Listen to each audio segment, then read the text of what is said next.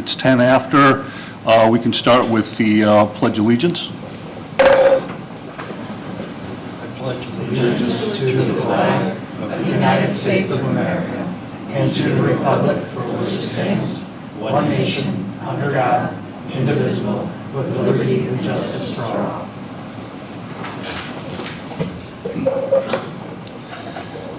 Okay, as I mentioned, Commissioner Biggs might be coming just a little bit later. Tonight is our first night of presentations, and I believe that we have 4 scheduled for this evening. Looking forward to that. Vicki, did you want to address the group before the approval of the minutes or after we? Or how about after the minutes, if you're ready to approve the minutes? Yeah, we can go ahead and if we'd like to approve the minutes for March 4th and March 11th. Do we need a roll call or just all those in favor of approval of the minutes? Somebody want to make a motion? Make a motion to approve the minutes? Second. We have a motion and a second for approval of the minutes. All those in favor signify by saying aye. Aye. Opposed, say nay. Minutes approved. Motion carries. At this time, Vicki, I'll defer to you. You were going to share some information with the group. Okay, very good. Okay, subcommittee members, what I handed out before the meeting is a packet. You have your scoring rubric for all of the presentations tonight. But I also handed out another handout that talks about the requirements that you have under this section of the SLFRF program in ARPA. Unlike the other subcommittees, you are dealing with the section Assistance to Small Businesses and Assistance to Nonprofits. And the final rule requires that the grants that are awarded, let me try to move this over, I don't know if I can, that the grants that are awarded, the applicants must demonstrate, 1, economic harm caused or exacerbated by the COVID-19 pandemic. And then 2, no, the first one. And then 2, there needs to be an evaluation of how the money is going to be used. Is it related to that harm, and is it reasonably proportional? And at the top of your sheet, I copied that excerpt from the overview of the final rule. It probably looks familiar to you because we had that handout before, where it talks about these 2 things that you need to identify. Now, I know you're looking at a lot of other parameters, collaboration, matching funds, and all that. Those are more like local parameters, but these are 2 parameters in the final rule that you do need to address. And I bring this up because this isn't just a guideline, this is an actual requirement. Because every grant that you're going to be recommending and that the county ultimately approves has to be reported to U.S. Treasury. So let's say we have nonprofit A getting this amount and nonprofit B getting this amount. It has to be reported in a quarterly report that we have to submit to Treasury. I want to show you this section of the report. It might be hard to see on the screen, but I copied it on the handout there. I'm working on the current report that we have to submit for our first quarter, and obviously we don't have any grants to nonprofits yet. We are only going to be reporting the 2 projects that are already underway. But I went to the section about the nonprofits and small businesses just to see what would be required. And as you could see, there is a requirement, and I'll just concisely summarize it. Provide a brief description of the negative economic impact that was experienced. And then the second question is describe our approach to ensure that the response is reasonable and it's proportional to the public health impact. Or the negative economic impact. So when this is all said and done and you're ready to present your proposals to the steering committee will want the answers to mainly the first question. We will want to know what was the negative economic impact. And then the second question may kind of flow depending on the first. So I just want to bring that up to you. If we can't answer these two questions, we can't submit the report, and we're not in compliance. So please do keep this in mind as you go through these presentations.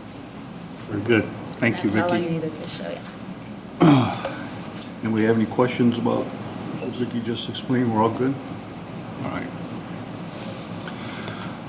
Excellent. Well, like I said, tonight is our first night of presentations, and I appreciate the individuals that are here representing their respective groups. As I mentioned, we have 4 presentations, and they will just be in order that I think everybody has in front of them. I did have one question, just kind of some house cleaning questions. The Coffee Creek, just to clarify, they're going to get 2 Yes. 15-minute slots, correct? Yes, if they One need for the each full present, time. if they need that much, Yes. max, okay. Yes. Okay, very good. Because they're the first 2 on our list. Just to share with individuals who are giving presentations tonight, each organization has up to 15 minutes to present their proposal. And Mr. Kurt Ellis is going to be keeping time, keeping track. We're going to try and stay on task, not deviate from that. It's a maximum of 15 minutes. You don't have to use the entire 15 minutes. Then we'll have an opportunity of 15 minutes for question and answer after the presentation is complete. And Kurt will be keeping track of that as well. The scoring, the group up here will be maybe taking some notes and scoring. If I understand the scoring, we will score after each presentation, so it's fresh in our mind. And the scores will be, I think we'll just kind of keep a track, but maybe pass them down to you when we're done with each group. You want to do that? There was some discussion, you might want to hold on to them until the end, because you might want to go back and adjust them. Very But just good. make sure you keep them. We'll do that, okay? So that'll be going on, and we just ask that when the first group comes up, or as each person comes up, if they don't mind just stating their name and the name of the organization that they are representing for the record, and then your time will begin after that.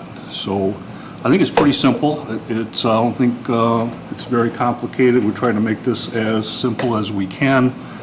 As we go, if anything comes up, we'll address it, and we'll take care of it. So, Vice Chair. any of the group have any questions? Just for your information, the Liberty Township Fire Department and the VNA have PowerPoint presentations that I have. And so when you come up, please tell me when you want to advance the slides, and I will take care of doing that. Very good, thank you. So with that being said, our first group for a presentation is the Coffee Creek Watershed Conservancy. And I believe this is specifically for the boardwalk. Kurt, that you want them here, or do you want them at the desk for recording? Does it matter to you?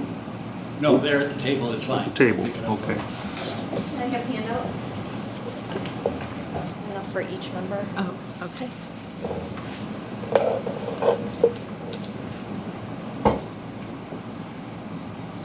Okay, so it's, How are you? Good, how are you? Good. Good to see you.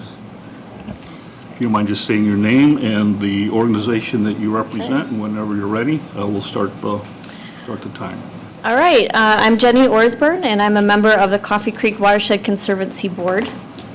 And I will represent both applications today. I don't have a PowerPoint presentation, but I do have handouts specifically for the boardwalk project. And I will use that as a guide for my presentation if you want to follow along. thank you. There's further explanation of our project, as well as just a simple property map, so you can use that as a reference.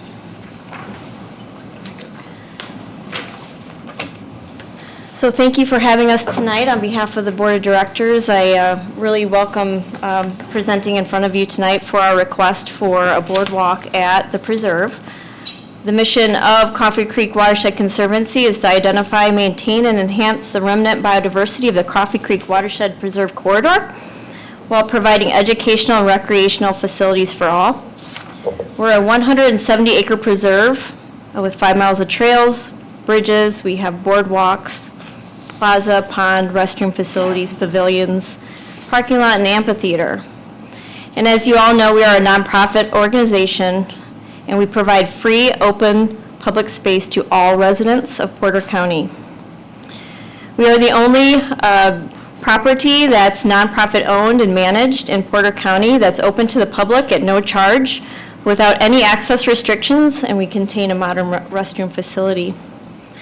We're located up in Chesterton, Indiana. I see Indiana. We're located in Chesterton, and what's unique about this preserve is that it's located in the middle of a residential and commercial development. But at the same time, we manage the preserve similar to that of municipal park departments with an open campus feel. So what we're asking for you tonight is to consider a request to install 550 linear feet of new boardwalk at what we consider to be Symphony Hill. And we talk about what this precise location within the preserve is and why we refer to it as Symphony Hill. It's located behind the Symphony Chesterton Assisted Living Facility. When they built their facility, they actually added a paved pathway to the preserve to connect their residents. We're requesting a one-time amount of $130,000 for materials and labor to install this boardwalk. Some general comments on park facilities and COVID-19. What we found is that during the pandemic, that any of us that manage parks felt that they are critical to COVID-19 response because they provide outdoor spaces for community education and response services. It provides physical activity to boost both physical and mental health. And a survey of all U.S. adults agreed that visiting their local parks, trails, and open spaces have been essential for their mental and physical well-being during COVID. And communities overwhelmingly view parks as essential and provide essential services, and 82% of surveyed U.S. adults agree that parks are an essential service. So throughout the COVID-19 pandemic, Coffee Creek Watershed played an essential role in Porter County by providing this free, open, clean space. We saw an increase in usage during the pandemic, illustrating the vital role of public space and how it plays into our community's health and well-being. Our increase in usage was experienced by staff who saw a general surge in social media and website traffic, an increase in refuse and dog waste removal, restroom cleaning, foot bike traffic, as well as a rise in visitor inquiries about the condition of the preserve. It was during this time, in fact, that the board decided to commission a plan to look at our trails because we received so much feedback about our trails and boardwalks. At that time, and upon completion of that assessment, we decided to go ahead and replace the main boardwalk because it was deteriorating due to this increase in use. We figured we could then tackle the Symphony Hill project after we were able to take care of this first boardwalk. We found that this increase in visitation led to the creation of secondary impacts and social trails when they were avoiding this specific area of our preserve. We invested our own funds to replace the boardwalk. We have a fixed budget. So we used our funds to tackle that first boardwalk replacement. We're seeking financial support from you to invest in the future of the preserve in response to the increased use we experienced during the pandemic. And this is so we can continue to provide that high-quality open space free of charge to all residents. This is a modest request for a tangible and visible impact that will be used by the public for decades. Also in this proposal, we discuss how we are able to stay within budget and on time and use local labor to install the boardwalk. The reason why we just discuss stormwater and erosion in the proposal, as it is central to our mission to address water quality impacts in the watershed. It's a cold water stream that supports a variety of fish species, so that's why we talk about it. And we feel by installing this type of boardwalk, we can continue to provide a connection in our trail network that would not be impeded by fluctuations in stormwater. We can continue to connect residents with this unique environment and keep them close to the creek. This type of boardwalk is being installed in Indiana Dunes State Park as well as Indiana Dunes National Park. And as we emerge from the pandemic, we're again seeing interest in a facility for our organized events. Our preserve is considered to be one of the best places to hold fundraising events, 5Ks, walks, concerts, farmers markets, among other things. And we believe that this investment will preserve the preserve as one of the best places Porter County residents can continue to gather outdoors for physical and mental well-being. As a nonprofit, we are unable to access state and federal grant funds for access improvements. We have demonstrated the ability to manage the preserve and make necessary improvements within our current budget with little overhead. All funds, 100% of the funds through this program, would be expended on the boardwalk project. No funds going towards staff or administrative expenses. The pandemic response exacerbated our need to upgrade the facilities. This application is a reaction to the impact we experience at the preserve, and our budget does not account for the growing need of the community.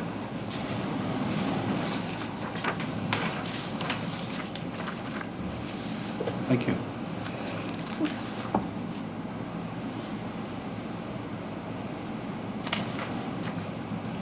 So I can. Okay, I'll open it up for, thank you very much. I appreciate the open it up for any members that would like to ask any questions, and I believe that the 15 minutes for question and answer will start now.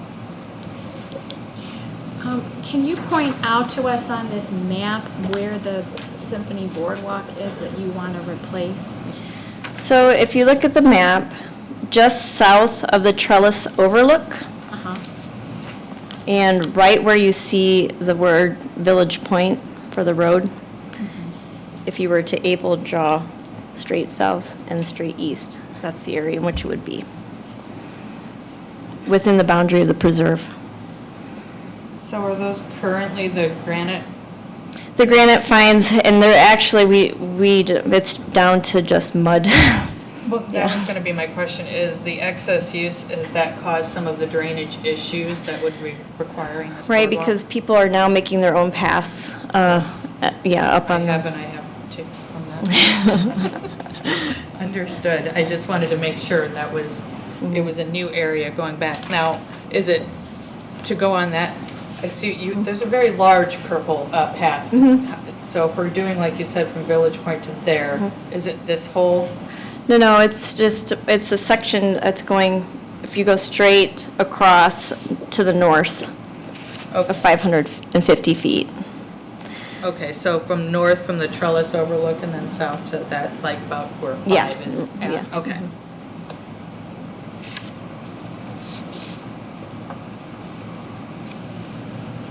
I just had a question on the, Sure. you mentioned that you're using some of your own funds. Is $882, is that $882.72? So that was in reference to whether or not we had received any sort of COVID funding. And it's just a simple, we received funding for COVID sick leave from one of our employees. So I just wanted to make note of that, that we have not received any other sort of COVID-related Towards the funding. cost of the boardwalk, or is that? No, that's just in general. Okay. Yeah, that's just in general. So are you saying the money that you've already put forth for another section of Boardwalk, and is that project completed? No, we have purchased the materials, and it will be started this spring. So that were you already planning to do this Symphony Boardwalk before you applied for this? It's something, it was something that we moved up on the priority list due to the impact that we saw. We did a assessment plan which identified various areas within the preserve that we were seeing impacts. And again, we did that because we were hit with this wave of people we've never seen before. And so we were getting comments about it, and This was the other one that everyone commented on, that they couldn't complete the path around the preserve because of this. It could get flooded out, it was really muddy, it was not a good experience for them.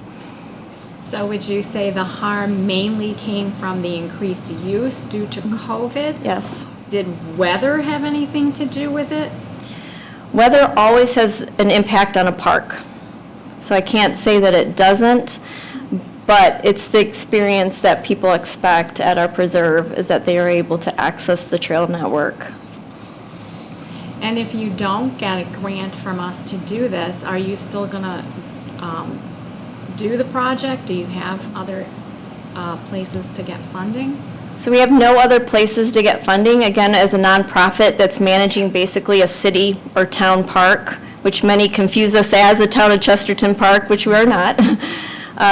We would just have to accumulate those funds over the years within our own budget. We do not have access to other grant funds. Do you fundraise? It's like, I'm trying to kind of wrap my head around how you. We would get fundraise those for resources. programs, more the educational programs. We don't necessarily fundraise for large sort of infrastructure type projects. So how did you come up with the money for the boardwalk piece that you are doing?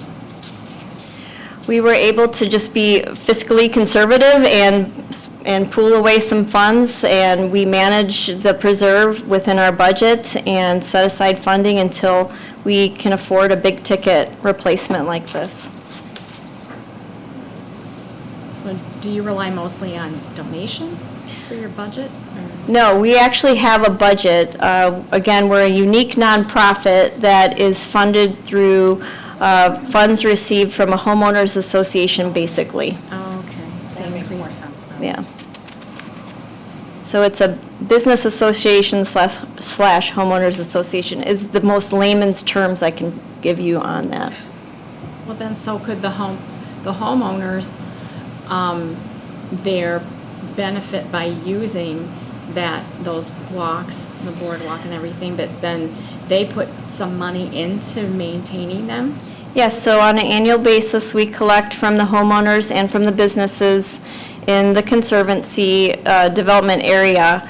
However, we have not sought increases on the homeowners nor the businesses due to impacts such as this.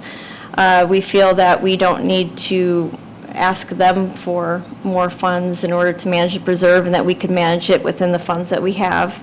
Again, if we were only managing a piece of property for homeowners and businesses, it'd be a different story, but we manage it for the residents of Porter County, free, open, 24/7.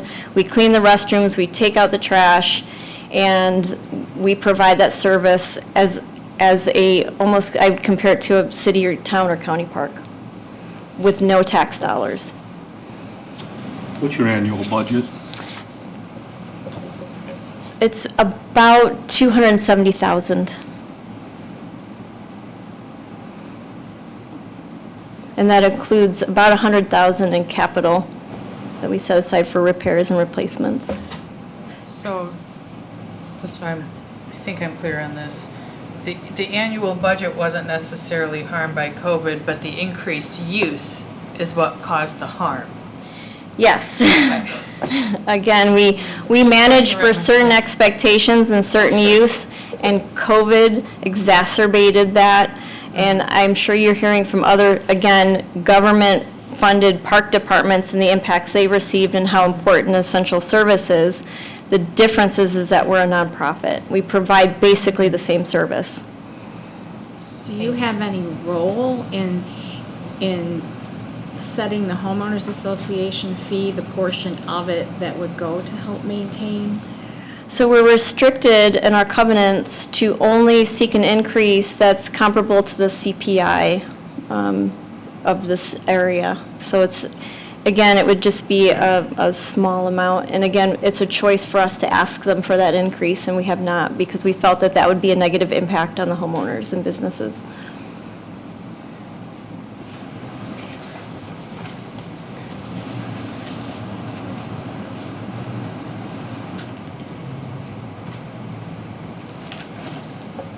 Can you explain how your response is reasonably proportional and related to the harm experienced to your boardwalk because of COVID? Because, I mean, the response, your project that you want to do, according to the law, says it has to be related to the harm, and I see how it's related, but is what you're doing reasonably proportional? Can you just speak to that, to the harm?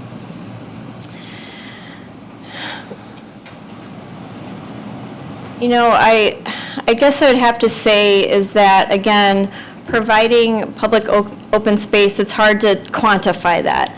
And we don't typically take attendance numbers and whatnot to show you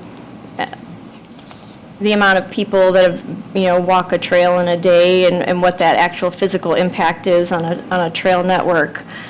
Again, as an organization, we feel that we received an additional harm upon us to provide a public resource during a time where that is where people went to get outside and have open space.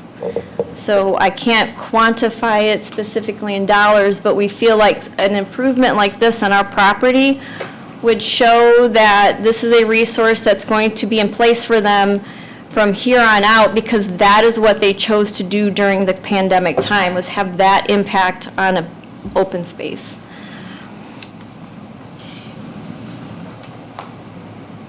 So they expected to access every part of our facility, trails, boardwalks, and bridges, and this is one specific area that needed significant improvement because of that impact of use. Okay, thank you.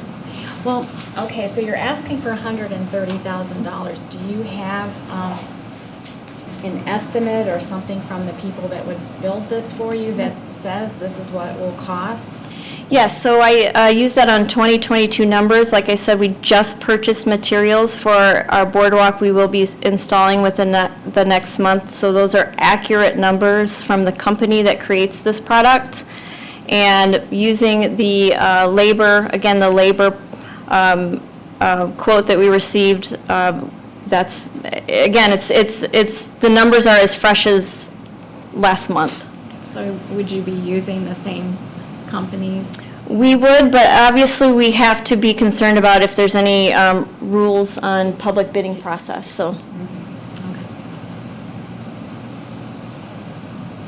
But 100% of the funds would go towards this one project.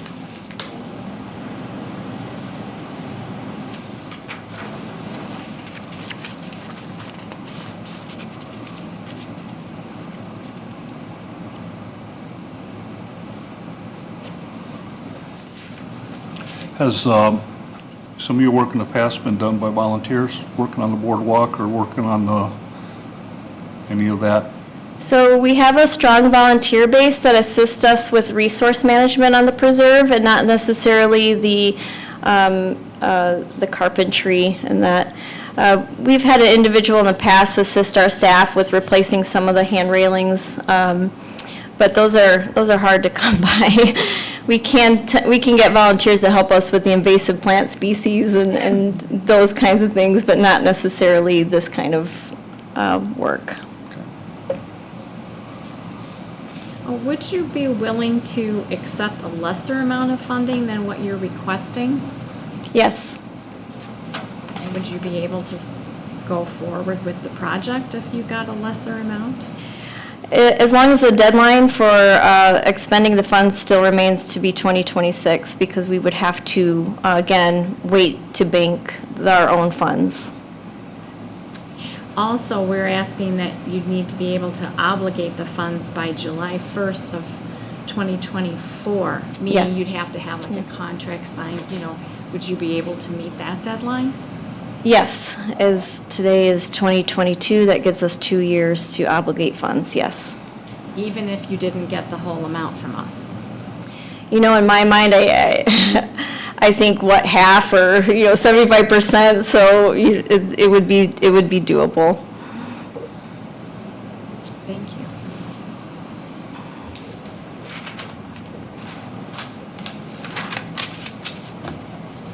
Any of the members have any other questions? Any further questions?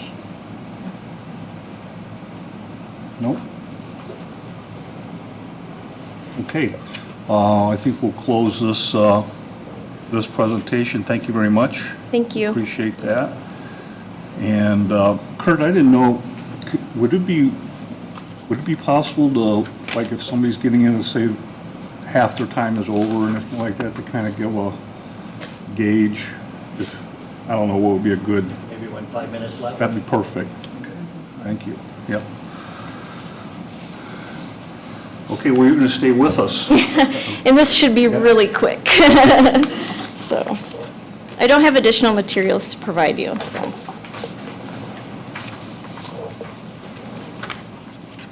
So would you like me just to jump right in, or?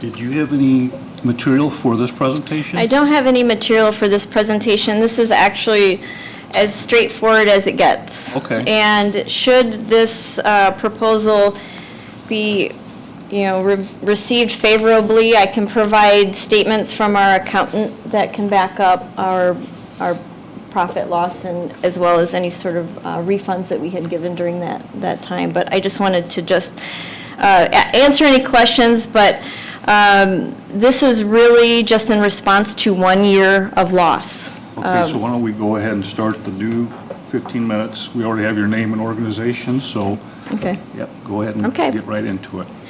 Right, so again, this is just in response to 1 year of refunds that we refunded our renters, our customers. So one of the really minor activities that we do out the preserve is that we do rent our pavilion for special events. We also have a amphitheater that we have weddings and whatnot. So we charge a modest fee for that rental, and all of that rental revenue actually does go back into covering the costs, recovering the costs of the rental, whether it be any sort of trash pickup and cleanup and restroom cleaning and all of that.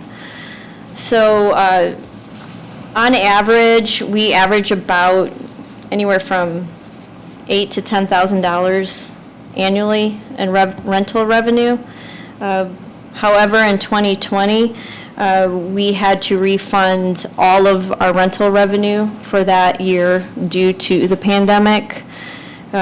Obviously, everything shut down and no public events could occur.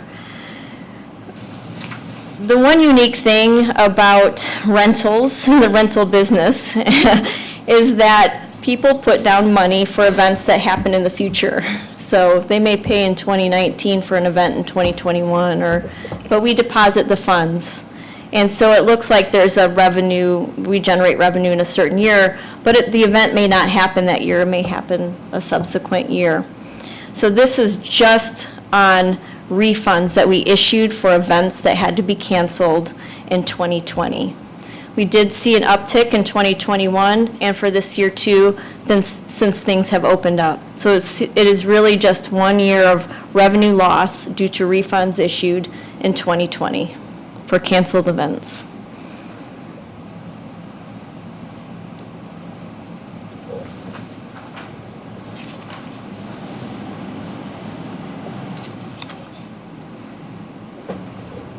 Is that it? That's it. Okay. It's really cut and dry. Well, you were right about that. I can answer any questions, tell you about the rental business. Anybody have any questions? Yeah, do you have any revenue loss in 2021? We saw a slight dip. It was just a couple $1,000s, nothing significant as much as. Not necessarily really asking for. It's just 1 year. Okay. And then did you receive any other federal aid under COVID programs? Again, the only other federal aid we receive goes back to the payroll, sick leave that we receive for employees. Okay. I'm going to ask a question, and I'm going to kind of go back to your first presentation. That you were requesting, you had an increase of usage at the facility throughout the pandemic. But then now, but these are all outdoor rentals, correct? These are just rentals, so yeah. So again, our facility is open to the public 24/7. Right. In the event that somebody wants to secure a facility for a private event, they So can people secure were that. canceling the outdoor, even though you saw an increase in usage? There was, due to CDC guidelines, you couldn't even have Okay. outdoor events, private events, so everything was canceled that year. I think, yeah. 5Ks, I think it was fundraisers, like- everybody. Yeah, 5 people even outside, I don't know, with Right. some interesting rules about outdoor gatherings as well, at least in 2020, not Yeah, as just much that in one 2020. year, just that one year.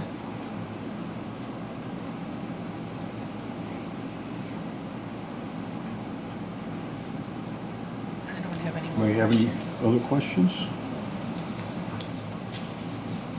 No? You want, I'm going to thank you very much. Thank You did you. a great It was a job. pleasure. Appreciate you coming up and sharing this. Maybe the group, if you want, just take a few minutes, and then we'll have the next presentation. And take a few minutes to score these. So I guess the next one has a PowerPoint. And it'll be Liberty Township Fire Department. Thank you very much. Thank you very much, thank you.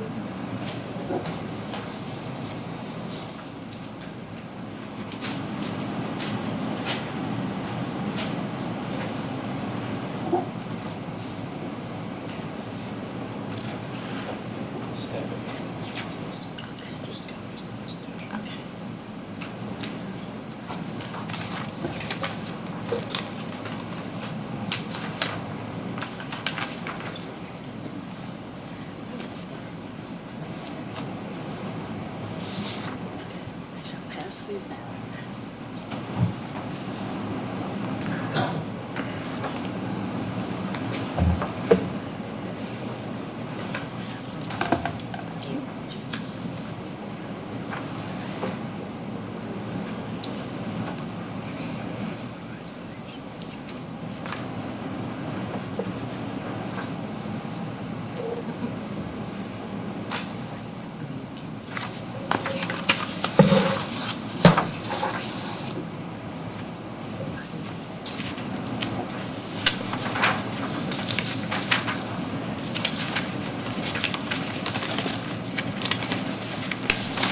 Ready for the next presenters?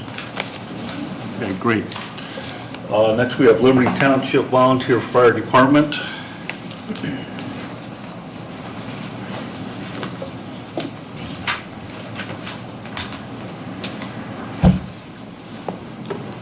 Hello. Gentlemen, if you could just state your names, please, and your organization for the record. Yes, I am Michael Weinland, Assistant Chief, Liberty Township Fire Department. With me today, I have Aaron Steinhilber as a firefighter on our department. He's been with us for about 2 years. I've been on the department for approximately 15 years now. We thank you for the opportunity to have us today to present in front of you, and we look forward to it. I do have a lot of slides. I will move through them quickly. If you need me to slow down, just let me know.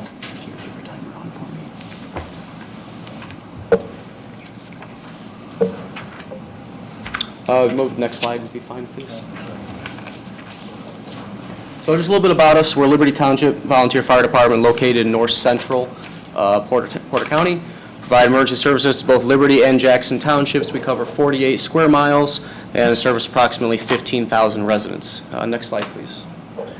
We had several impacts on our department that were caused by COVID-19. We'll go through them in a little bit more detail as we go through the slides. But basically, we had a large increase in call volume, much of them due to COVID-related illnesses, which resulted in trucks leaving the station more, apparatuses being used more frequently. We were unable to host boot drives, cooking events, charity events. Many residents, businesses, and committees could not donate due to their lost income as well. Next slide, please. So this chart just shows our increase in call volume that we had. So most of our call volume increase was due to an increase in COVID-related sickness throughout our service territory. However, we did have a large increase in house fires as well, caused by what we believe people working from home more often. Each incident includes at least one truck leaving the facility, sometimes two or more responding. This added wear and tear to our trucks, as well as the doors being open and closed, the station being utilized more, our members being utilized more, the station being staffed. Next slide, please. Thank you. This just kind of indicates some of our revenue lost, some figures from what we normally see from grants and donations. We went from approximately 10 to 15% of our total profits from grants and donations to nearly nothing in 2020 and 2021 due to people not being able to donate. Next slide. Just for a few figures here for our grant funding. Normally, grants that we apply for are typically funded. In 2020 and 2021, we were denied over $400,000 in grant money that we'll now have to spend out of our pockets. This includes new MDTs, mobile data terminals, which is basically the computers in the trucks.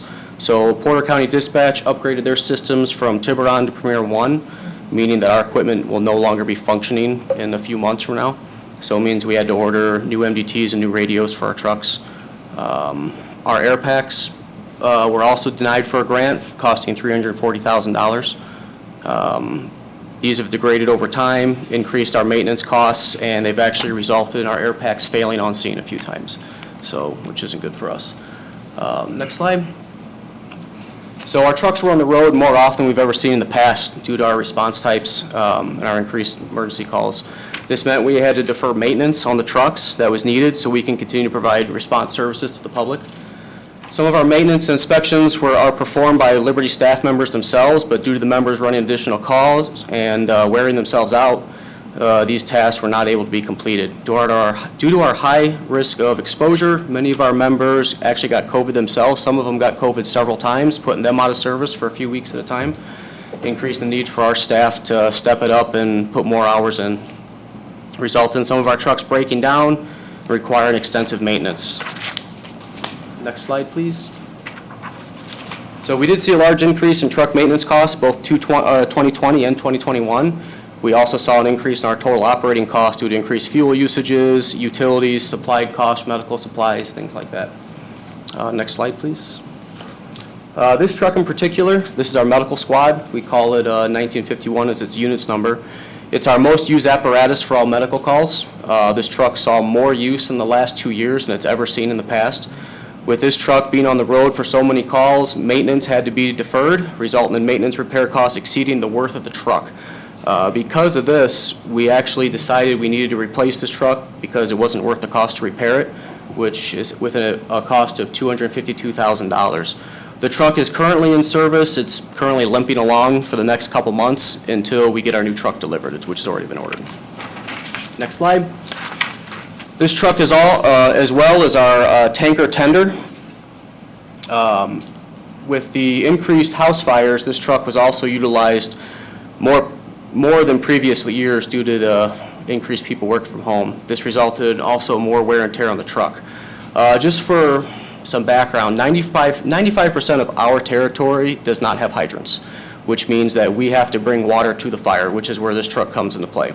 A good portion of Porter County is also similar since with no hydrants, and since our truck is the largest tanker in the county, the other departments call us all the time to bring water to them.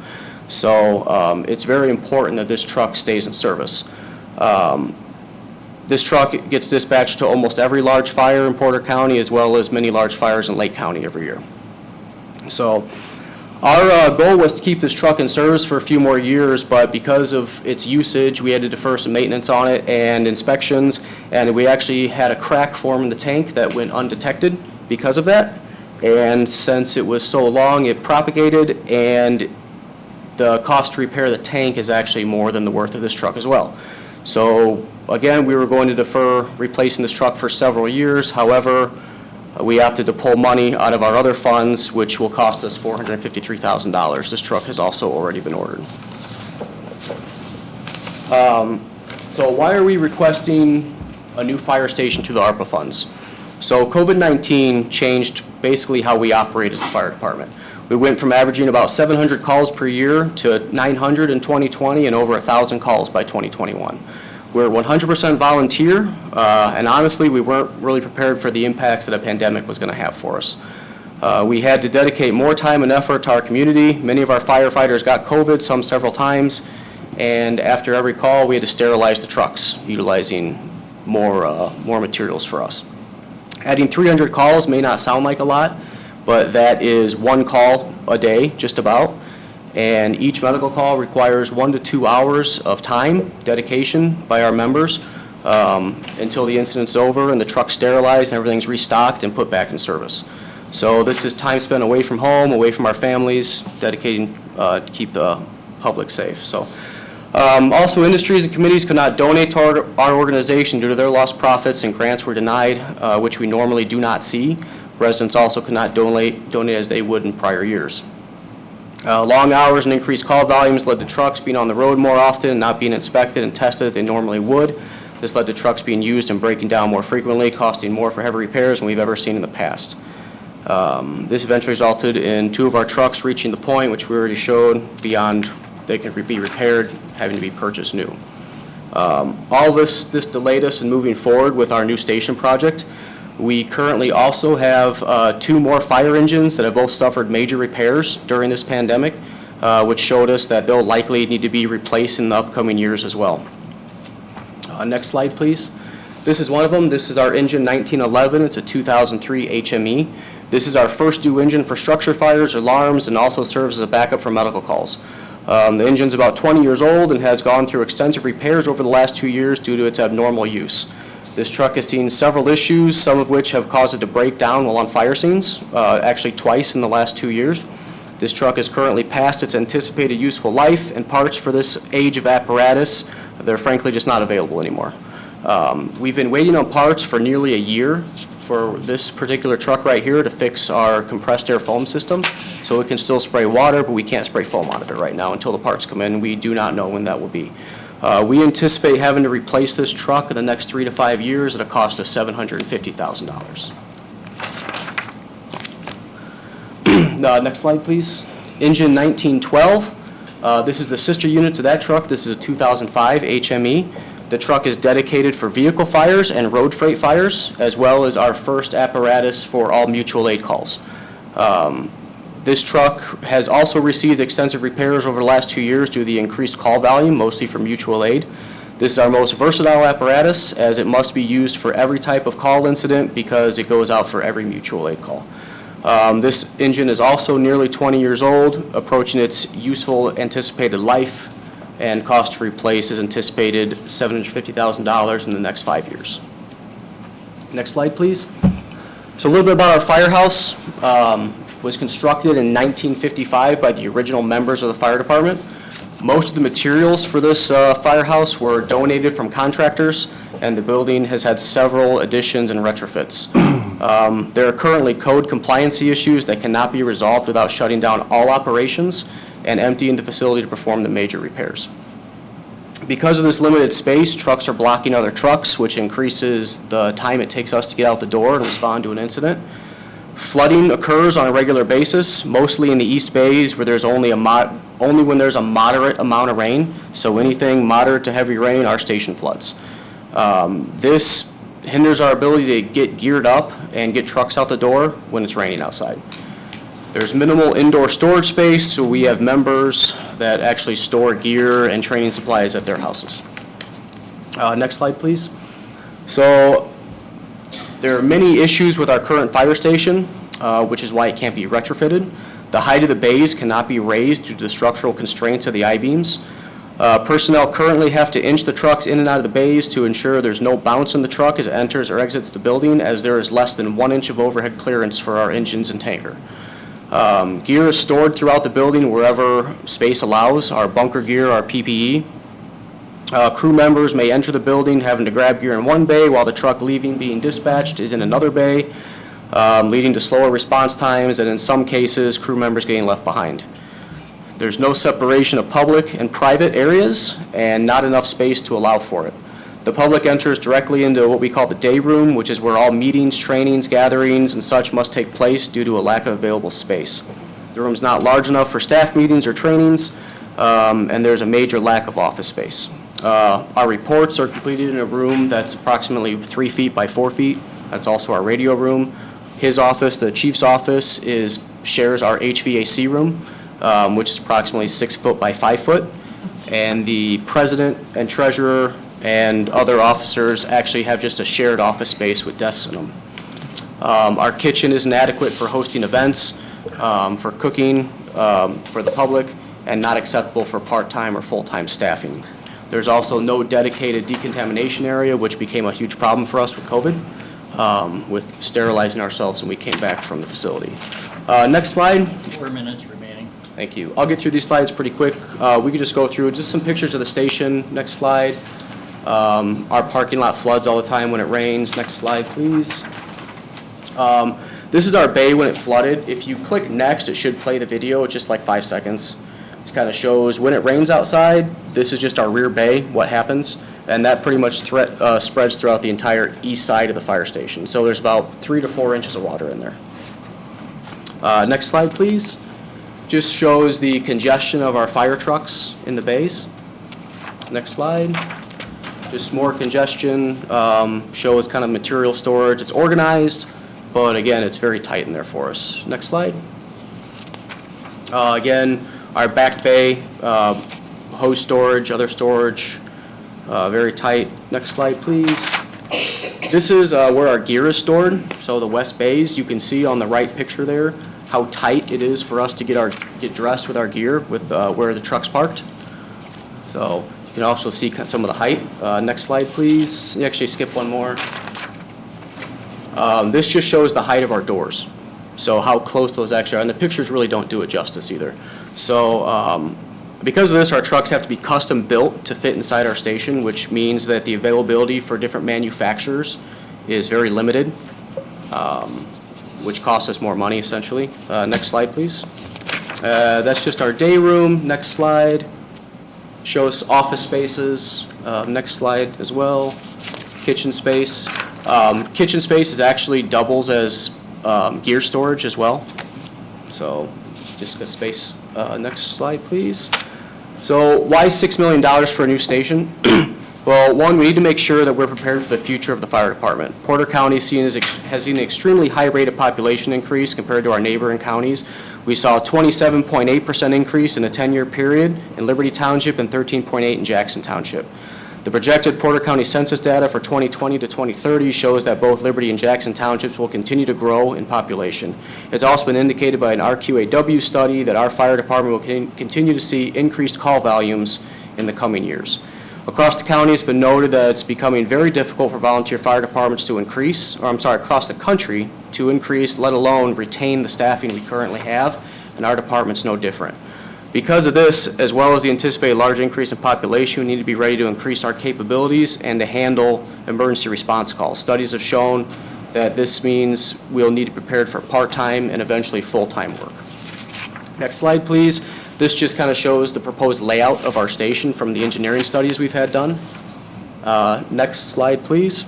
We do currently have a timeline. We have already completed some engineering and architectural studies, which were completed pre-COVID in 2019. Our station design is set. Several properties have been considered and are available for purchase if needed. Final engineering would need to be completed, and then the project would be ready to send out to bidders. We believe a construction contract could be signed by end of 2023. And then this is our last slide. Last spring, we did have a severe storm, which resulted in a tornado touching down throughout the area between South Haven and Chesterton. We had many residents come to our facility looking for refuge, but unfortunately, we had to explain to the residents that we could not allow them inside our building because our facility is not safe for people to shelter. Once we received the alarms for the severe thunderstorm and tornado warnings, we responded to the station to get the trucks outside of the building. Believe it or not, we actually do have a written protocol in place that states during severe weather and tornadoes, we respond to the station to take the trucks out the door. So if the station were to be damaged or collapse, we can still get the trucks gone and respond to incidents. And personally, I did respond to that call for the residents at our station that day, and having to explain to residents that they cannot enter our building during a tornado was extremely hard to do. So, which is why we're asking the $6 million for the station to become a safe haven. Very good. So, that's it. Thank you. Well, you were right at about 15 and a half minutes. Thanks for the extra Hear 30 that seconds. going off? Yeah. I saw you guys perk up when you heard the alarm going off. Yeah. First of all, I just want to thank both of you for your service, and without volunteer firemen in our county, we'd be in some dire straits, so I appreciate what you do. And we appreciate the opportunity to be here, so. What we'll do now is, we have 15 minutes for, open up for some questions. So anybody from the group that has any questions for these gentlemen? Sure. Well, first, I would like to say thank you, and maybe I am biased. My great-grandfather was a volunteer fireman and an electrician, and he gave his life, actually, in the end in a fire. Wow. So I really do appreciate, I understand you're putting your lives at risk anytime, and looking at what you're trying to work with. Thank you for that, too. But the question I did have, I know you've been wanting to have a new fire station even before COVID. Would it be safe to say that the increase of costs due to the increase of calls and then the lack of fundraising, would that be some of the negative impact directly due to COVID then, right? Yeah, we can actually show several $1 million worth of negative impact Okay. of why we've had to delay our fire station because of COVID. Okay, so it would, that would like cause the delay? Absolutely, Okay. yes. And my other question would be, since you were, in 2019 is when you got those costs, obviously with inflation, are you anticipating some of that with building and That is purchasing? included in the $6 million That is cost. included, Yes, okay, yes. thank you. And the $6 million was, through the study that was done, that's the pricing that we got from the engineering firm for Okay, the and you'll be study. able to have those funds expended, or at least encumbered by Yeah. was it 2024 and then completed by 2026, correct? Yes. Absolutely. A lot of the legwork's already been done, so it would really just take final engineering, architecture, and then be ready to send out for bidding. Okay, thank you. Welcome. Yep. Do we have any other sources of funding? We have a door-to-door fundraiser that we do every year. Due to COVID, we've seen a decrease in the amount that we've gotten from our door-to-door fundraiser, mainly because people being out of work at the time. So during those years, we saw a huge decrease. We would do boot drives and other Cooking events, things like yeah, that. cooking events, but due to our station and our kitchen, we are unable to host anything at our department anymore. It's unsafe for the general public to be in there. The kitchen is not suited for cooking for large amounts of people. We're unable to do any type of fundraiser like that. We would love to, in the future, with the new station, be able to open it back up to the public and have them come in and start doing fundraisers like that. Yep. We do receive funding every year from both Liberty and Jackson Townships as well. And that has not, we have not seen a decrease in that from COVID. About how much is that funding per year? Off the top of my head, I'm not sure. I think total, is that the total right there? 2021. The total is approximately $350,000 between both townships. So you're confident, though, you get the new building, you get it in, you can sustain operations, and you'll be able to continue it that way? Yeah, with, and our new practical- building would have to be ready for part-time help, which we know that we will probably need in the upcoming years just to our increase in call volume. And we have a plan in place now already for that part-time staffing ready to go, but our facility is unable to handle it at the time. So if we were able to get this, we would be able to start off with the part-time staffing and move towards full-time with our increased call volume. So that is in the works. We have things ready to prepare ourselves for that. Our station is what is holding us back at this point.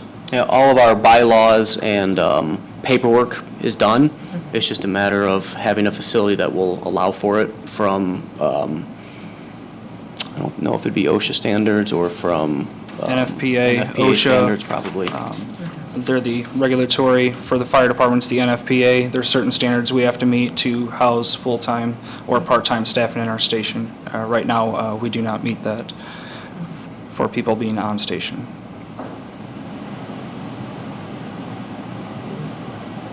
You guys said that, sorry, Oh, that's fine, go. you guys said that the plans, you had these plans in place before COVID, and that it was put on hold because of COVID, right? Yes, we actually started planning in 2018, and I believe in December of 2019 is when we had the engineering study given to us. I'd have to look at the date on the document, but it's pretty close. It's towards the end of 2019. And then that's really when COVID started hitting for us, was end of 2019, early 2020, and everything pretty much just went on hold for us. So is any of that original funding still available for this project? We've had to defer a lot of that funding for our truck replacements. That's where the majority of it went. Up top of your head, do you know if there's how much left, or do you plan on getting more from Jackson Liberty over the next couple of years? That I can't answer. Liberty and Jackson both supply us with funding each year. I believe that's increased a little bit each year for inflation. But I can't give you the exact figures. I can get the information for you, absolutely. I only had a question because I saw something on the PowerPoint about Sunset Hill. So Sunset Hill is always adding more and more to them every year. They're starting to do venues and things like that now. And there's no safe haven there for severe weather either. So actually, I don't believe there's anything in Liberty Township, correct? And The hospital would be the closest, but they don't advertise to the public, and during COVID, they're not going to allow the public in. With the station design that we have now would be concrete design, which we would be able to house the residents in Liberty or Jackson Township if they were looking for a safe haven from us. Not only during severe weather during the summertime, but also in the winter months when we have blizzards, a warming place for the residents also. Right now, there is nothing like that. Absolutely, and Sunset Hill Farm, they're increasing their summer camps and expanding, so Right. it would be nice to know all the children out there have somewhere safe to go. Absolutely. Along with another outside venue, which has seen an increase in people coming during COVID. We've had more calls responding to the trails there, with people injuring themselves, more marathons going on. So we've definitely seen an increase in calls. yeah, and we've also seen an increase in calls. This sounds kind of odd, but we go to the hospital as well, since it's in our territory. So with COVID, there's a lot of breathing problems in the emergency rooms and in the outpatient facilities there, and they actually call 911, and we show up for that, believe it or not.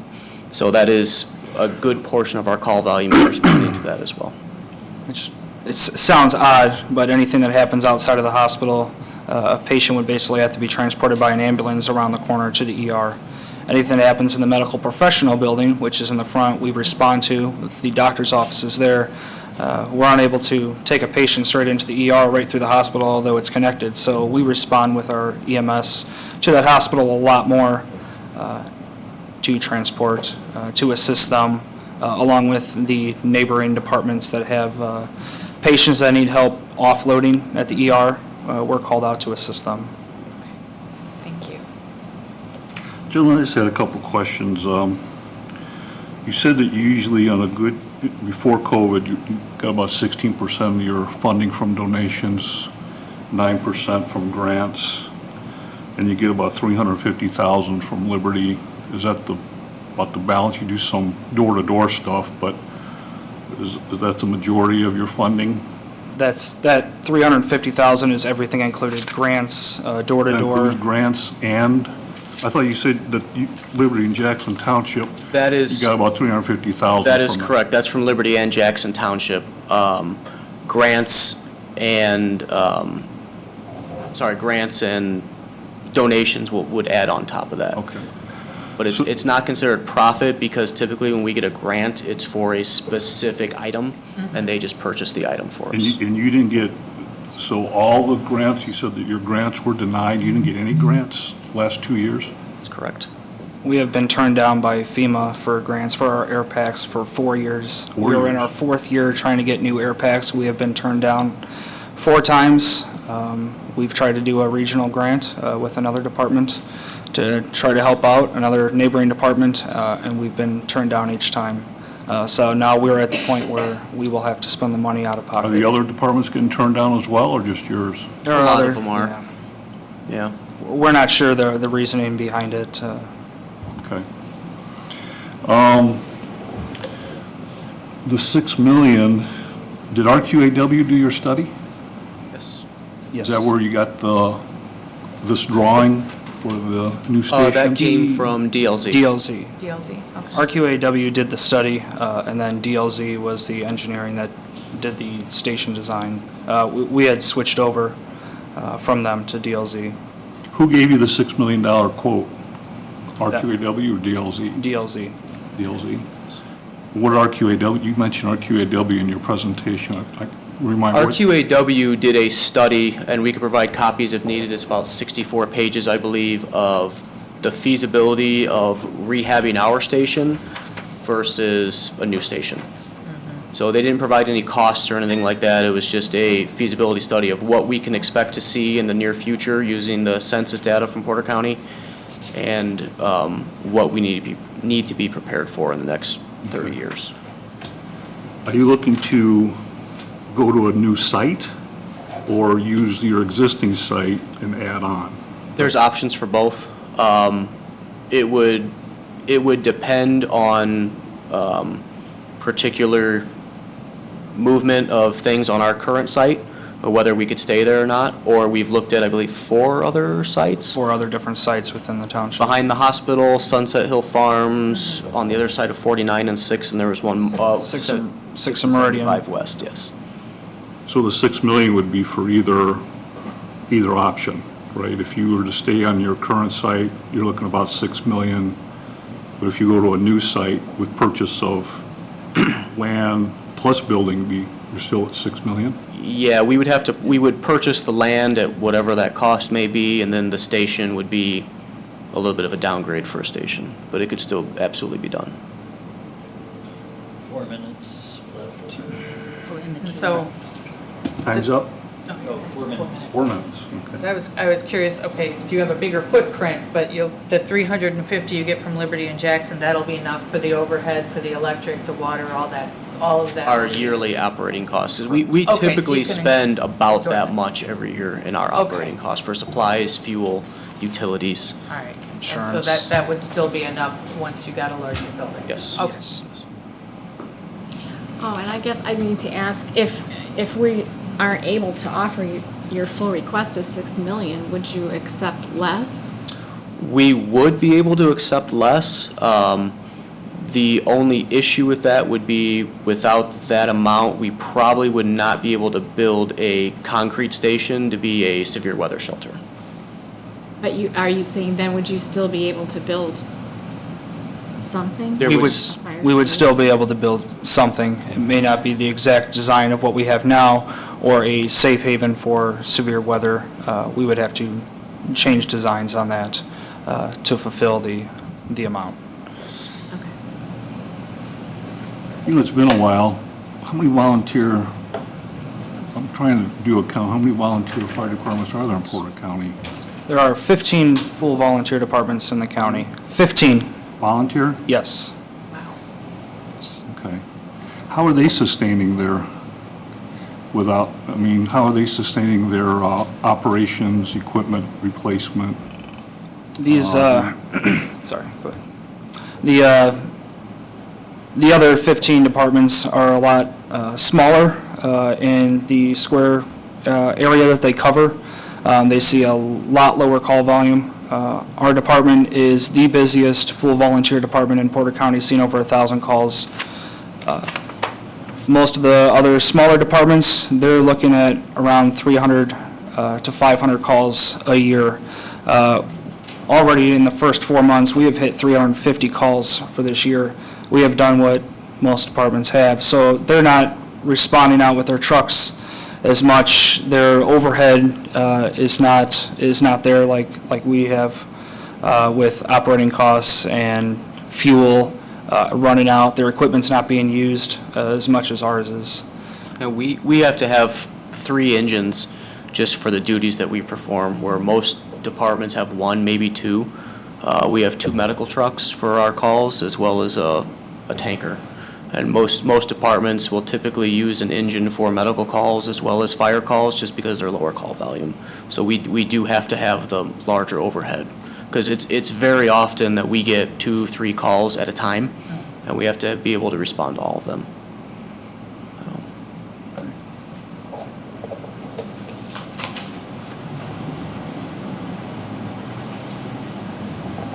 Yes, Could I Vicki? ask a question? Could you clarify or correct this, that in the county records right now, the current fire station is owned by Liberty Township as a government, that your association doesn't own the station? Is that correct? As of right now, the township owns our station and the building or the land that it is on. Right, right. Right. So would you actually, as a nonprofit, own the new station?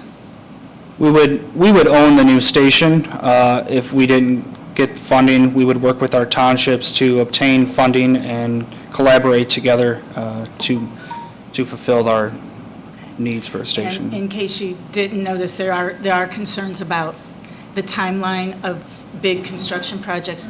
You mentioned that you might be moving to a new site, hopefully one that doesn't flood. Yeah. But do you already have sites under land acquisition consideration? I mean, you haven't purchased anything The yet. DLZ study does show 4 additional sites with plots on them, yes, that's correct. Okay. So you're, Yes, and we can also provide that Talk if about requested, absolutely. but you would own it, the building? We just need to clarify that. That is correct. Okay, Yes. thank you. Time's up. We can Gentlemen, thank you extend- very much. Anybody, one more question? Were we all good? These gentlemen? Anyway, thank you very much. Good All right, job. thank you. Thank you, everybody.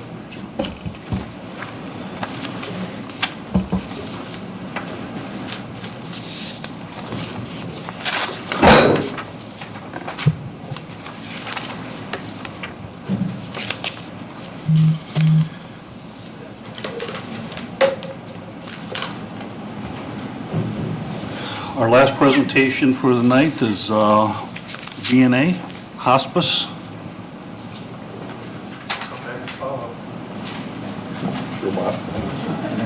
As soon as the group is ready, we can, you just let me know and we'll start start his time. Great, thank you.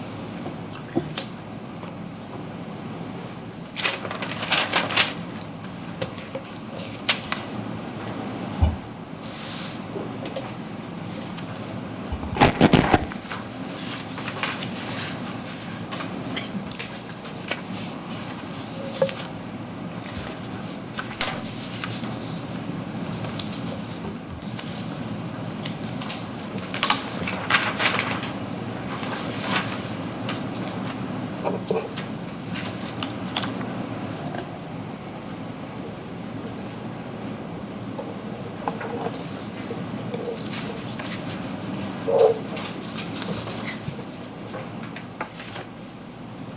Are we ready? I'm ready. You ready? Yeah. Welcome. It's good to see you. Yeah, it's good to see you. Thank you. Just, again, please state your name and your organization for our records, please. Sure. My name is Bob Franco. I'm President and CEO of the VNA Hospice of Northwest Indiana. Go ahead and get right into it. All right. I'm not going to take a whole lot of time explaining the VNA to you and all of our infrastructure and everything there. I'll get much more into the specific ask that we're here for tonight. So what I did provide you is our annual report, which is hot off the presses today. You are some of the first people to receive it. So there's lots of information about the VNA and who we are and what we do in there. My task tonight is to meet two main objectives, is to demonstrate the proof of economic harm to our organization through the COVID-19 period, and then talk about the role that the VNA played to help the community get through the pandemic, the burden that we bore, and then some of the niches that I think and the demand that we found in the community, especially for end-of-life care and senior health, that were really exacerbated during COVID, and what we can do to help meet those needs and that demand. So next slide, please. So this just briefly gives an overview of the service lines of the VNA Hospice. A lot of people, when they think of the VNA, they might even think about us still being the Visiting Nurse Association, because that's our letters. But we actually don't do home health care anymore. That line of business was sold off about 6 years ago. These are our service lines as they stand today. We provide home hospice care. We provide that across 6 counties across Northwest Indiana. We actually have an inpatient hospice care center that many people know and see on Valparaiso Street. It's one of only 7 left in the entire state of Indiana, and still the largest, actually. We have a fully accredited, nationally accredited palliative care program, which is only the 2nd nationally accredited palliative care program in the state of Indiana. We are also the Meals on Wheels provider of Porter County. We have a medical guardian program, which is the I've fallen and I can't get up button, that we are sort of a franchisee of that. And we'll talk about some of the numbers and everything with those programs. Then we also have our Phoenix Center, which is a grief support program for kids. And you can also throw in our bereavement program, would probably be another service line that we provide grief support and bereavement for services for the entire community, not just people who have come through our care. So if you flip to the next slide, go back one more for me, please. So this, I color-coded this one to show that we have one program that makes money. Everything else is what you would probably call a loss leader. Phoenix Center, we don't even charge anything for that program for the kids and the families that participate in that.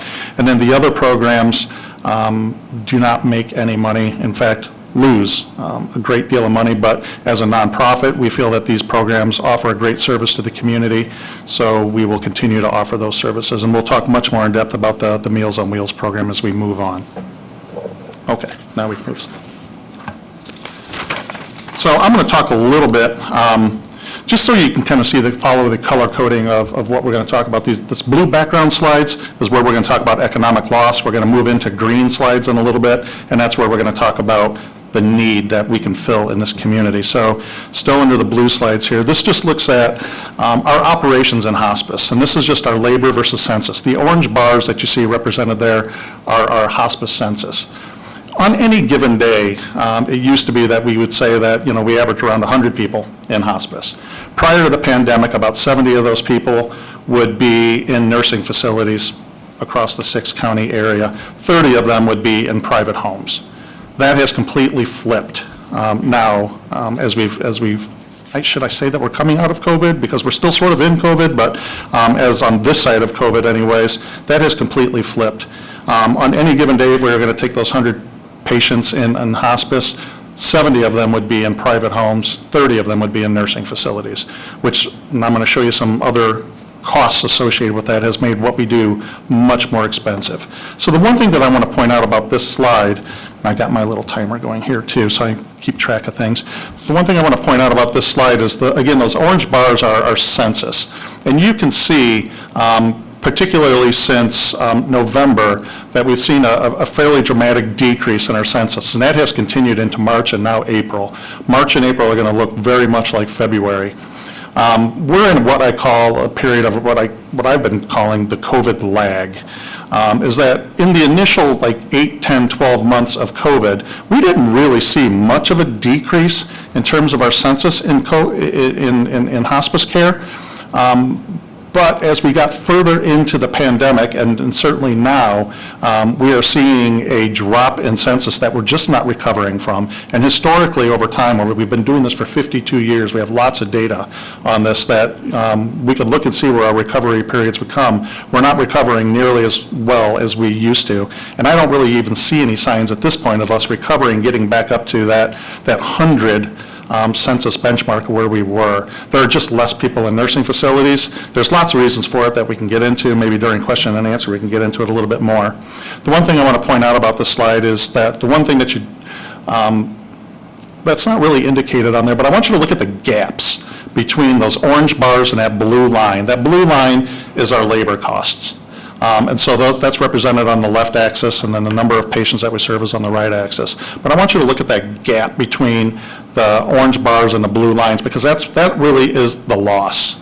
That's where our labor costs are way exceeding the number of patients that we have in care.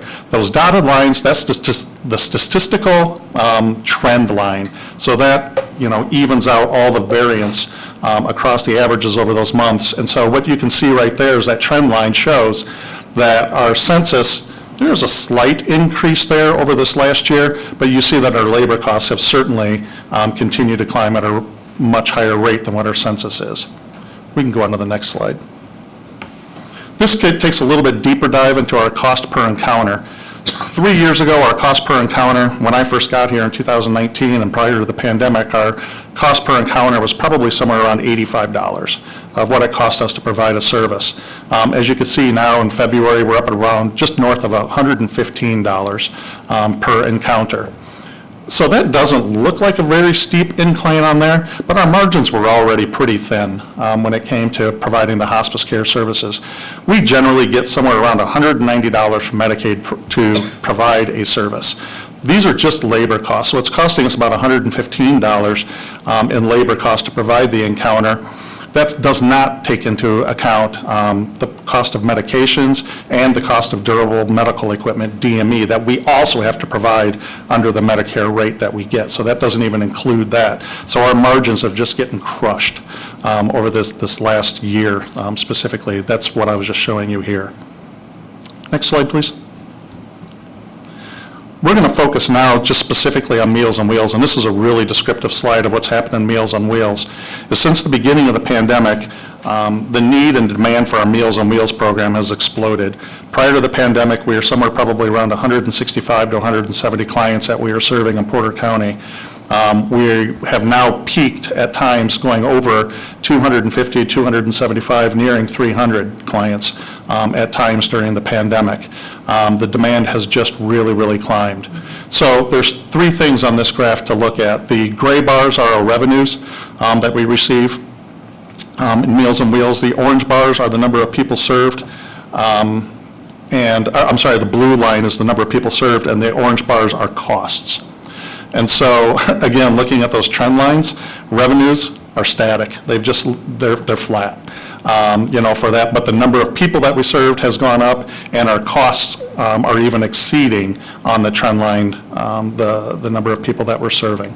So it's costing us a whole lot more to be able to deliver those meals to the people. And so that gap that you see between the revenue line and the cost line is our losses. And we generally lose about $150,000 a year on our Meals on Wheels program at this point. Next slide. So now we're shifting over to the green. That demonstrates the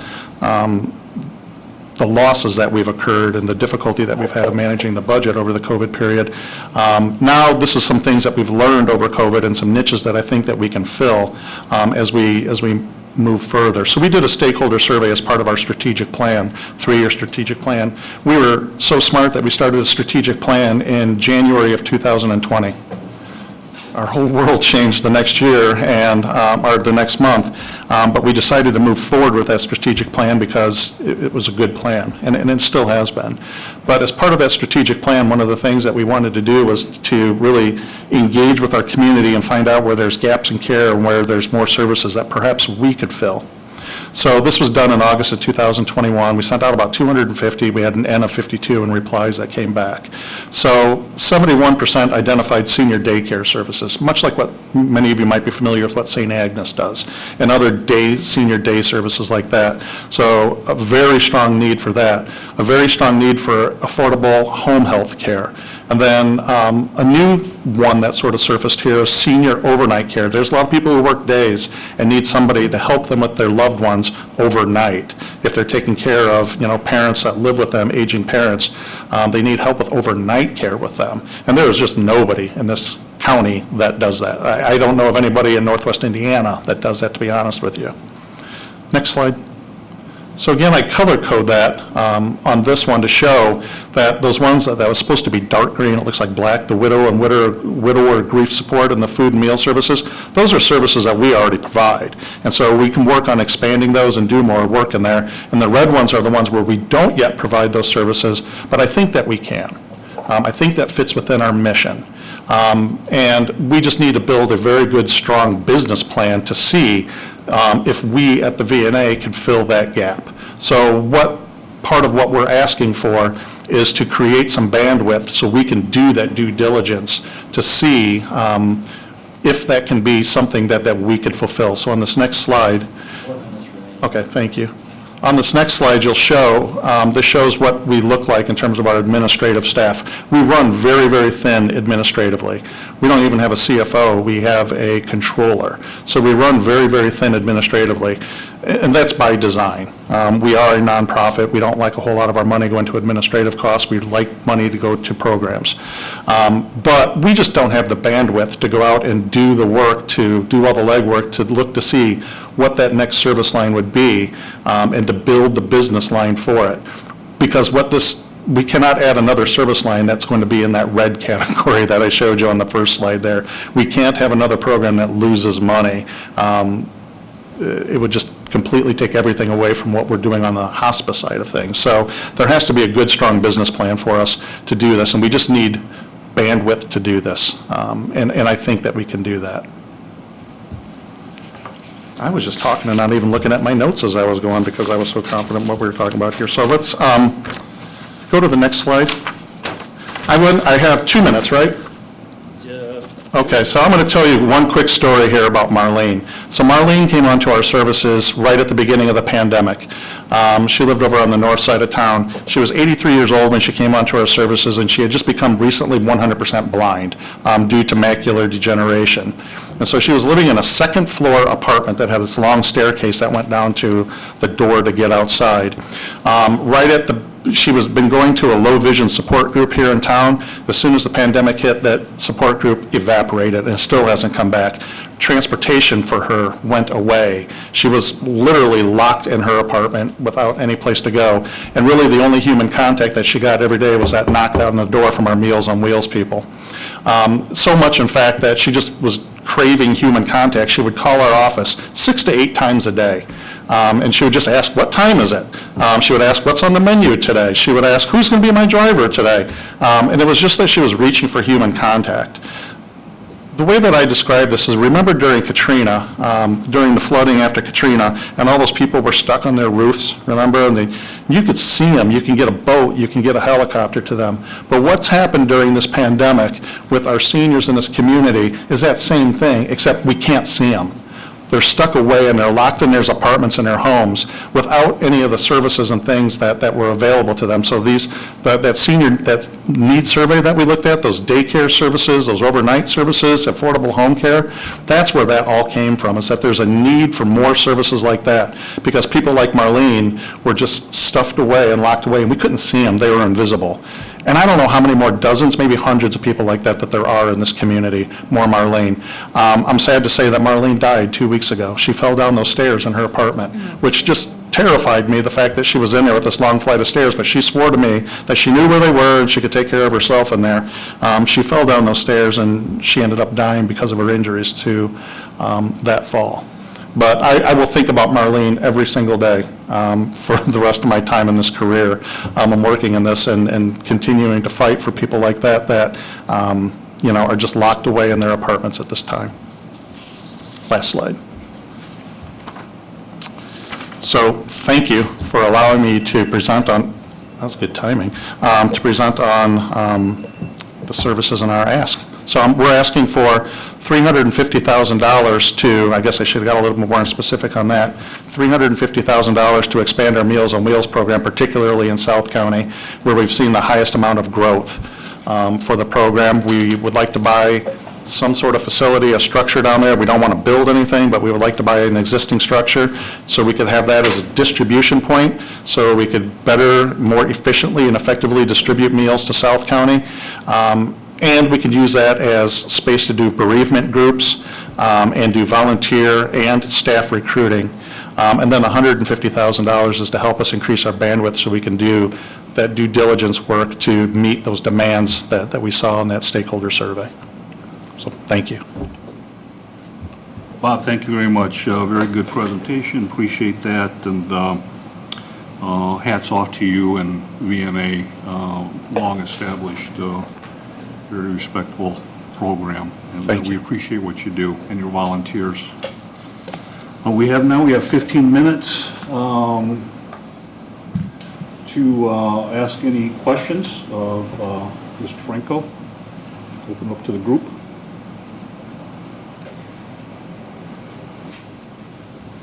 Well, I have a question.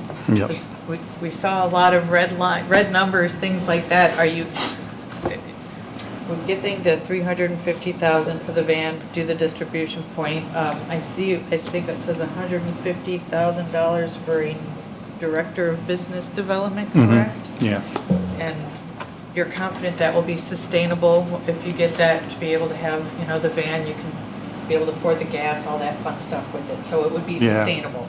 Yeah, and I want to be clear, it's not just a van. No, those, Yep. it's a big van. Well, yeah, well, that, we want to buy a facility, actually, we're looking in Couts or Hebron, where we actually want to buy a building, a structure, Okay. that would be our distribution point. We are working on another fundraiser to buy a new van, so we can get the meals to that distribution point, so that they can be distributed across South County. We run 23 routes on our Meals on Wheels program, and so that means we use 23 volunteers every single day to run these routes across the entire county. South County, because there is not as much population congestion as there is around the rest of the county, those routes are much more widespread, and it's a little bit more difficult to run those routes down there. So, and right now, our volunteers who run those routes have to drive up from Couts or Hebron, come up here, get the meals, and then take them all the way back down and then distribute them. So we want to be able to do that down there so that they can be distributed more efficiently and effectively, and we can serve more people that way. Do you have a location in mind already picked out, or? is We that something don't, would have to- yeah, we have a couple of commercial real estate folks that volunteer for us and that are on our boards that Okay. are scouting some locations out for us and know what our budget limitations are. Sure. But at this point, right now, you're mainly relying on volunteers' vehicles, or do you? Yeah. Okay. Yeah, That- it's that's from- the graciousness of My grandmother it. used it back Yep. then, it was fully volunteers, and you'd see the styrofoam. Right. Basically, Yep, the trays in the absolutely. back of the vehicles, Yep. never knew who was coming because Yes, of you that. sure But- do. So, the distribution point, are we talking like a glorified garage or something like that, or a little bit? The way that I picture it- I'm just kind of curious about the, The way that I picture it in my mind, it would probably be maybe a storefront, a small storefront Okay. in one of the towns, or maybe it's even a house Okay. that does have like a garage. And again, so that we can also use that space to do bereavement groups, we could do volunteer recruiting, Okay. so we could have some office space there too in those communities. do you have any funds already for this? Anything that people are willing to donate already then? Yeah, we have some matching funds that we can apply to Okay. this. We just did receive a rather generous donation from an estate of a family that we served several years ago. We took care of the grandmother and then both parents, and so they just split up the estate, and we would be able to use some of those funds as a match to this. Have you received any funds related to COVID, any of the grants? We did, yeah, and we tried to take as much advantage of sure. what was being offered as we could. So in 2020, when all of the PPP funds were coming out and the provider relief funds were being extended to healthcare providers, we actually received almost $1.3 million, $1,273,000 we received in funds and various grants from like the Community Foundation and all of that. And what we use those funds for, we didn't lay one person off. We have about 80 staff. We didn't lay one person off throughout the entire pandemic, even when they weren't allowed in nursing homes or hospitals for a short time, or even in the private homes. So we lost about half of our volunteers during that time too, because they weren't leaving their home. So we are paying aides to go out and deliver Meals on Wheels as that growth just exploded there, so. If you were able to get the money, would you be able to complete this project if you got less? If you received less than what you asked for? Yeah, it just might take us a little bit longer to do that. But by 2024, you could have the money spent in 2026, have the project? Oh, yeah, absolutely. Yeah, I would anticipate being, if we are to get the full funds, being able to get that position hired and get to work on meeting the unmet needs in this community with, whether that's adult daycare, whatever that is, hopefully by the end of this summer. And then, hopefully we would be able to buy a facility in Couts or Hebron, South County somewhere, by the end of the year. Thank you. I have a question on this position, the $150,000 that you're asking for the first year of a new director of business development, about the sustainability of that. Is that a long-term position that you? It would be, yeah, and it's sort of been a position that I've wanted for some time anyways, because we know that there's unmet needs out in the community, and COVID only exacerbated that. So this would be a position that, as we develop profitable service lines, it would pay for itself. It would be able to be self-sustaining that way. So again, we cannot add any more programs that lose money. So we would need somebody that has pretty sharp business acumen, that knows how to draw a business plan, and that also would be able to go out and forge relationships and partnerships with other nonprofits, municipals, whoever else it is that we can partner with. So I can see you're saying it would be sustainable once it gets going, but maybe say in year 2 or year 3, would you be expecting to be able to pay their salary? Yes, yes, absolutely. You would? Yes. Okay.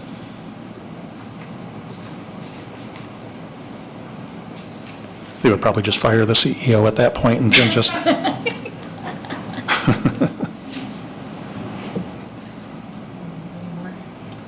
Any other questions for Mr. Franco? Thank you very much. All right, well, thank you very much for your time. I appreciate it. Thank you.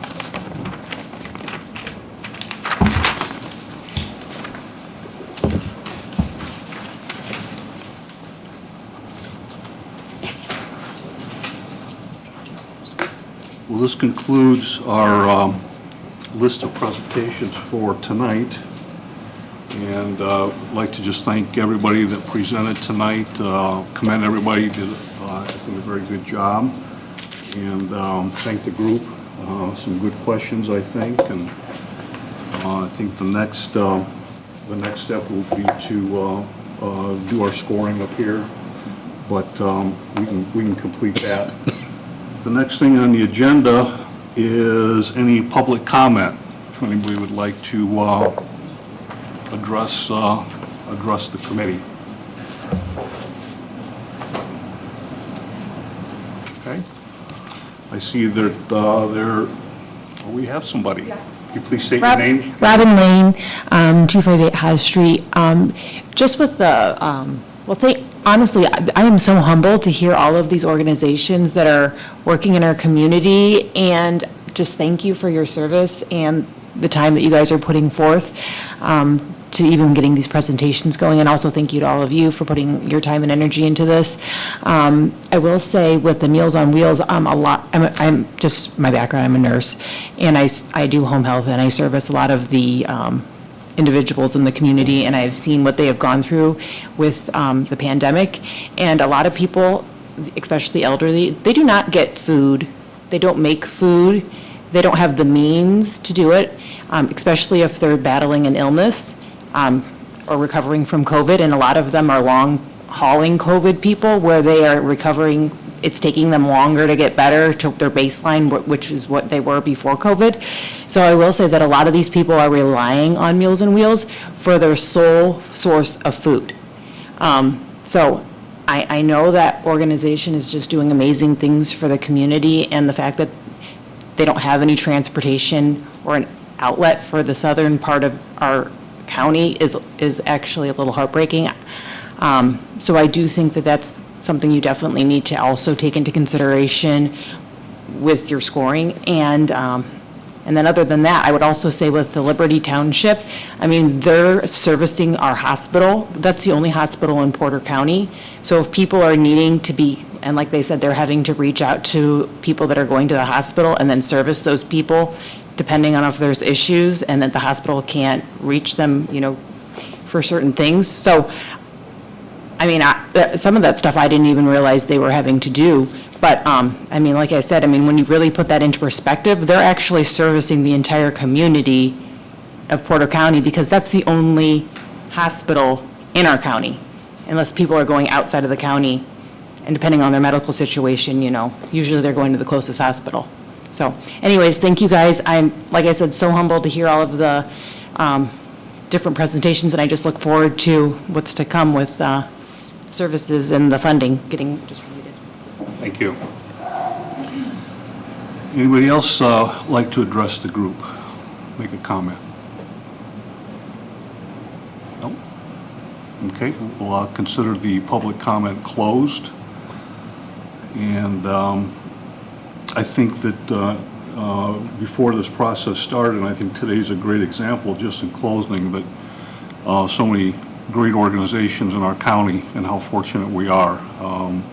And I think we're really going to see and hear a lot of good presentations and some outstanding work that's being done. I think I think you kind of set the stage on that and what we're going to hear, and I think tonight really set the bar high. So I appreciate everybody that did a presentation tonight.